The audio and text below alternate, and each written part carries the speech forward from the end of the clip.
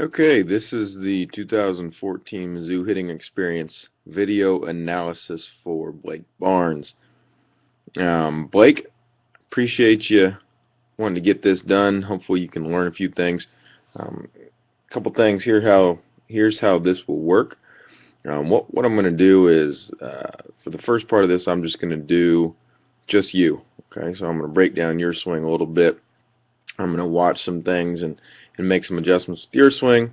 And then in the second part of it, the second 8 minutes or a little bit less, 7 minutes 45 seconds, I'm going to put you up next to a big leaguer. And with that big leaguer, hopefully you can see some of the things that we talk about in this first part and make some adjustments from that. So these are all in pretty slow motion. I think I shot these at 120 frames per second, maybe 240 frames per second. So you can see basically anything you want. So with that being said, for the first swing, I'm just going to roll it, and I'm just going to let you kind of see. I'm going to let me kind of see what your swing looks like.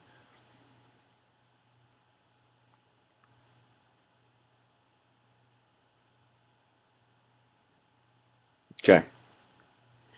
So I can tell you already that you do a pretty good job of getting your backside through and using your legs correctly. So that's good. Now, first part, in your stance. Okay, I always like to look first at the feet, and here we want to make sure that, so this foot's fine, it's pointing in the right direction. Now with your back foot, we want to make sure that this thing, if we look at it and draw a line from your heel through your toe, which way is it pointing? It's pointing back here towards Zach, right towards his knee. We want that thing to be more pointing towards Zach's foot right here.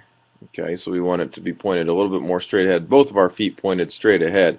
What that'll do is it'll make it a little bit more efficient for us to get back to where we need to be to make contact. It'll also just get us in and put us in a little bit more of an athletic position so that we can be more efficient with our legs. Okay, so that part is something that I would change. Second part that I would change is I would relax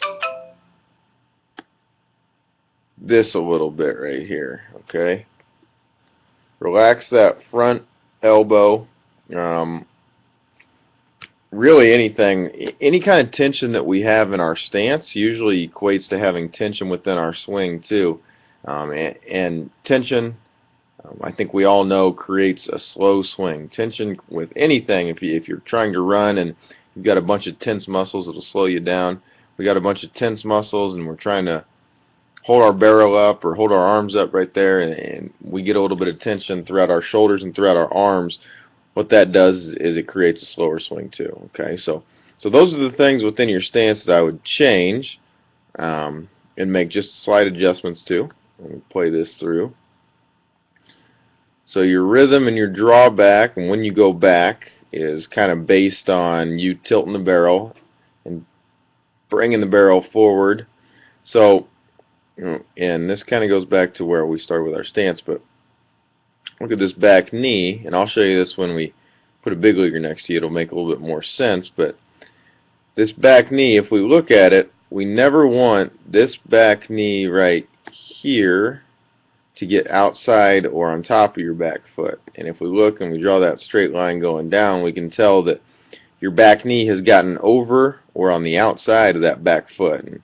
And just like I was talking about with the stance, that becomes really inefficient. It makes it hard for us to drive through the baseball. Okay, so with that being said, we just need to make sure as we go back, we keep that back knee tucked inside of our back foot for maximum power that we can gain through the baseball. Okay. So the next part of this, let's roll through.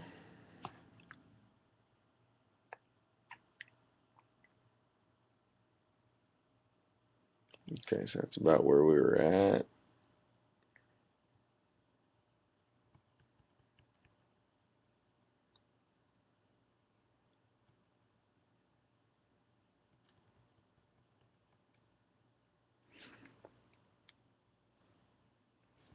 One thing that we could get better with, So you're doing a pretty good job of firing your legs like that. So those are in a pretty good position. Now,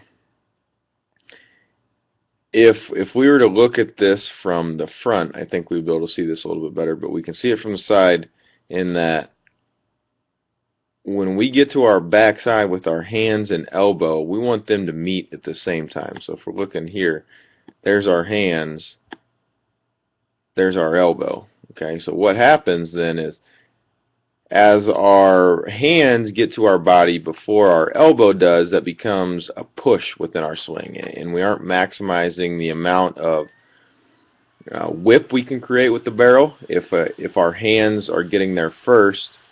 So if we roll this through,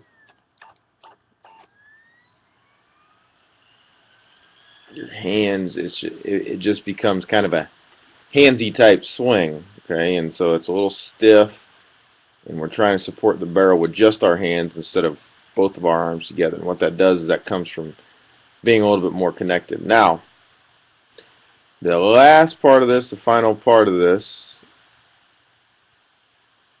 that gets you to improve on is, so I talked about it when I watched you swing the first time, is that you do a really good job with that back leg. Okay, now, here's one thing that I want you to pay attention to. Let's watch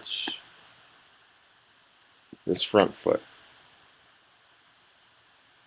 Okay, now if we can see where it goes, and ultimately we want to try and be as balanced as we can throughout the entire swing. And I know that's extremely tough because we got a lot of moving parts and we're firing from all different angles, but we need to stay, and we'd like to stay grounded in that front foot. And when we do, what that means is we're stopping the momentum from our backside. So we can get great momentum coming through from our backside, but if we don't stop it with that front foot and with that front leg, we're going to lose a lot of the power that we've created and drive we've created with that back foot and back leg. So that being said, that's kind of the final piece, the final little puzzle that I would put in here.